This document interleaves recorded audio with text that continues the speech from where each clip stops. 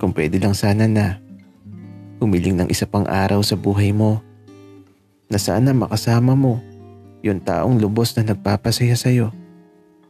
Kulang kasi yung panahon, di sapat yung pagkakataon. Yung sana isang umaga dumating ka, kahit isang araw lang na kahit di sapat ay pipiliting maging sapat, na ikaw lang yung kasama. Pwede bang humiling ng kahit isang araw?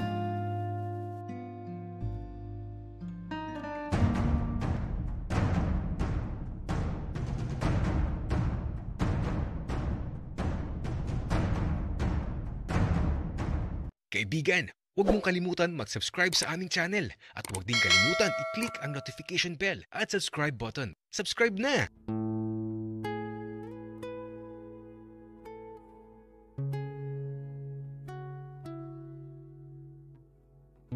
Hindi mo talaga pwedeng piliin kung ano yung kapalaran na gusto mong mangyari sa buhay mo.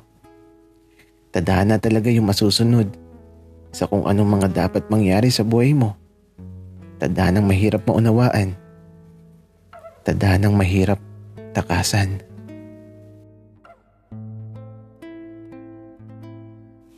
Isang gabi na naman. Gabing tila ba di karaniwan. Gabing tila ba maraming katanungan sa aking isipan. Mula sa pagbuhos ng napakalakas na ulan, alaala sa nakalipas, naging sariwa sa aking isipan.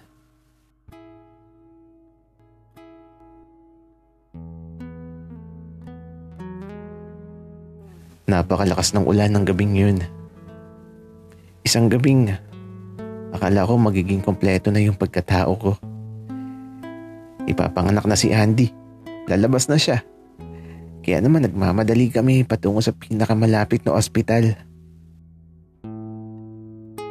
Napakalakas ng ulan at napakalamig ng simoy ng hangin. Subalit mas namumutawi sa puso ko yung saya at ligaya na sa wakas ay makikita ko na yung anak ko. Sobrang bata ko pa noong mga panahon na yun. Pero buo na yung mga pangarap ko para sa pamilya kong unti-unti nang nabubuo. Magkahalong kaba, saya at excitement yung nararamdaman ko. Mahirap ipaliwanag basta ng mga oras na yun. Nagdarasal lang ako na sana maging maayos ang lahat. Na sana pagkatapos mailabas ni Andy uuwi na kami kaagad tapos aalagaan ko na kaagad yung anak ko. Tapos aalagaan ko din yung nanay niya. Ito lang halos yung laman ng isipan ko sa bawat oras na lumilipas. Hindi nga ako mapakali ng mga oras na yun. Nakakainip na parang napakabagal lumipas ng mga oras.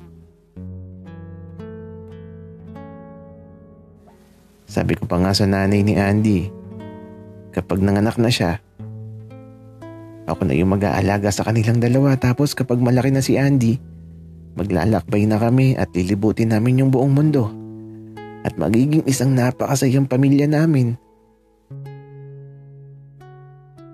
Lagi pa nga niya sinasabi sa akin noon na alagaan ko daw mabuti yung anak namin kapag lumabas na.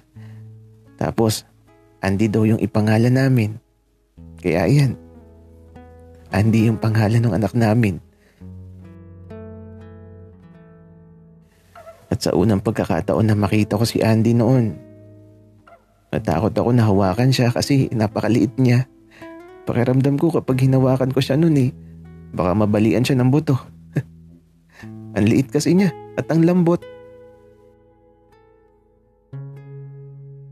At nang pagmasdan ko siya, pakiramdam ko, natupad ng lahat yung mga pangarap ko. Subalit kasabay ng saya na nararamdaman ko, tila ba nagbago bigla yung pangarap na binubuo ko. Masaya ako. Subalit bakit may umiiyak? Hindi ko maunawaan ng mga oras na yun kung ano nangyayari. Basta ang alam ko, sinama ako ng tatay ko sa silid kung nasaan ang nanay ni Andy. Nakita ko agad siya. Nakahiga at di gumagalaw. Napakabigat ng pakiramdam ko. At mula sa harapan ko, ang tanging nagawa ko na lang ay hawakan ng kamay niya. Dahil alam kong sa oras na to, wala na siya. At hindi na muling babalik pa.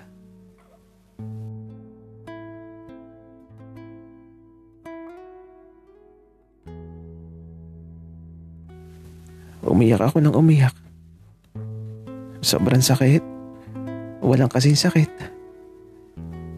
Mahal na mahal ko kasi. Pakiramdam ko gumuho na lahat ng mga pangarap ko. Pakiramdam ko wala nang bukas pa na naghihintay sa buhay ko.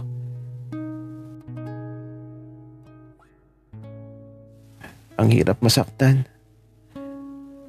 Lalo na't alam mong di ka man lang nakapagpaalam sa taong nagbigay pag-asa sa buhay mo. Subalit biglang binawi ng mapaglarong kapalaran dito sa mundo. Nang mawala siya, nawala na din ako ng pag-asa sa buhay ko. Subalit sa tuwing tatawa si Andy, sa tuwing makikita ko yung mga ngiti niya, nagkaroon ako ng panibagong pag-asa.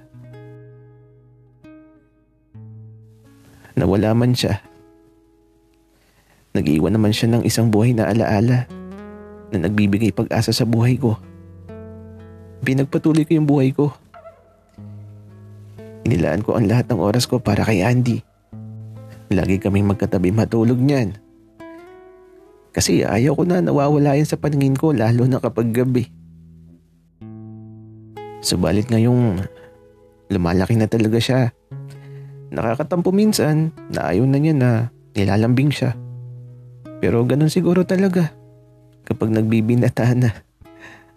Ayaw nang magpalambing. At eto, ang hirap matulog ngayong gabi. Bukod sa maingay yung ulan, di talaga ako makaramdam ng antok. Nakatulog kasi ako kaninang hapon, tapos binigyan pa ako ni Miko ng kape. Kaya eto, buhay na buhay ang isip ko. Napakadami ko tuloy naaalala. At saka akala ko ba'y dito matutulog si Miko at Andy sa kwarto ko? Ay naku, nakalimutan ata nila. Pero okay lang. Kaya naman, dahil di ako makakatulog eto, lumabas muna ako sa kwarto. Medyo nauuhaw kasi ako. Nagtungo ka agad sa kusina. Kumuha ako ng tubig at naupo muna ako sa sala. Habang nakaupo, nakatingin lang ako sa pintuan ng kwarto ni Andy. Tulog na ata ang dalawa. Wala nang maingay at tumatawa eh. Madilim dito sa sala. Sa kusina lang talaga may liwanag. Napapaisip na naman ako tungkol dun sa baso na nakita ko sa ilalim ng lamesa. Hanggang ngayon hindi ko pa din alam kung bakit may baso doon. Yun talaga yung gumugulo sa isip ko. Kaya ito, habang nag-iisip ako, biglang bumukas yung pintuan sa kwarto ni Andy. At mula dito sa sala, nakita ko na lumabas si Miko. Magkatabi lang yung pintuan ng silid ko at silid ni Andy. At eto nakita ko na tumayo sa harapan ng pinto si Miko tapos pinihit niya yung hawakan ng pinto. At pagkapihit niya, ayun, nakatayo lang siya. May naalala ko bigla. Noong mga nakaraang gabi, parang may napihit sa hawakan ng pintuan sa silid ko. Siguro si Miko yun. Pero, bakit? At saka, gising ba siya o baka naglalakad siya habang tulog? Kaya ito, inobserbahan ko. Di naman kasi niya ako makikita dito sa sala.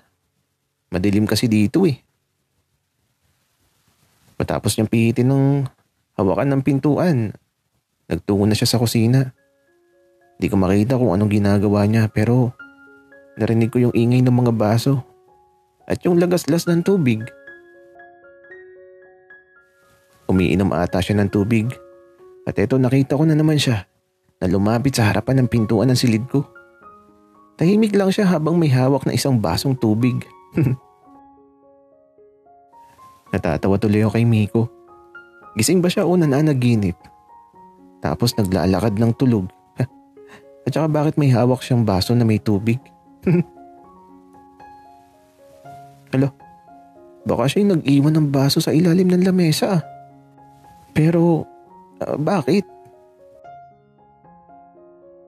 Teka nga, lalapit ako. Pero di ako mag-iingay. Gugulatin ko siya. Nakatayo lang siya sa harapan ng pintuan ng silid ko. Tahimik lang siya habang ako naman marahang lumalapit. At nang malapit na ako natatawa ako. Kasi naman, di nararamdaman ni Miko na nasa may likuran niya lang ako. Nakatayo lang ako dito sa may likod niya. Ang hina naman makiramdam ni Miko. Tapos bumubulong-bulong siya. Nakakatawa talaga. Pinipigilan ko lang. Hanggang sa hinawakan na naman niya yung pihitan ng pintuan ng silid ko. Gusto ata ni Miko na pumasok. At eto, nagbibilang siya. 1, 2, 3. Subalit pagkabilang niya ng 3, humawak ako bigla sa balikat niya. Bigla siyang napalingon sa akin na parang nakakita ng multo. Ako naman nakangiti lang.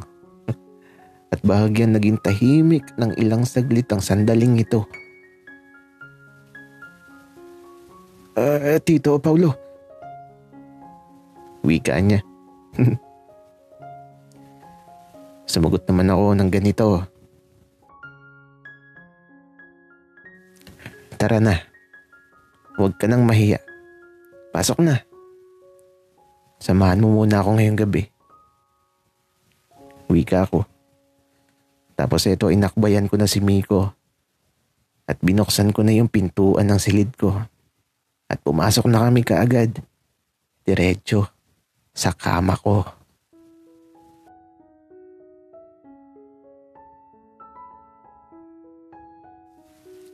Ayan. Gcash ko. Alam nyo na. Pangkape mga Bebe Loves. Gawin nyo din namang excited yung Gcash ko. I love you all. Love lots. Mahal na mahal ko kayo. Sa mga bashers ko dyan, mahal ko din kayo. Big Boss.